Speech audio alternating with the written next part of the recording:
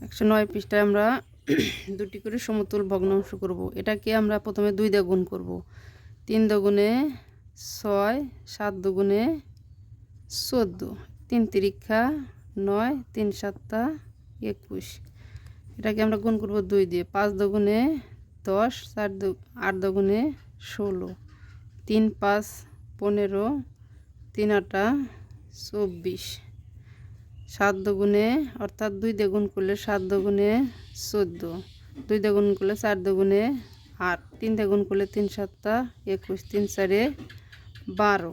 এর যদি আমরা 2 দিয়ে গুণ করি 9 দুগুণে 18, 9 দুগুণে 18, 3 দিয়ে গুণ 3 9 27, 3 9 27। এটারে আমরা লঘিষ্ঠ আকারে প্রকাশ করব। 15 25। 15 কোন সংখ্যা দ্বারা কাটাকাটি করি? 5 দিয়ে যদি আমরা কাটাকাটি করি 3 5 15, 5 5 25, 3 মানে 5 3। 3 নম্বরে 2 নম্বরে আমাদের কি বলছে 20 12। এটাকে যদি আমরা কাটাকাটি করি কত দিয়ে? 4 দিয়ে। 4 কাটাকাটি করি কত দিয়ে? 4 দিয়ে। 4 5 20, 3 4 12 অর্থাৎ 3 5।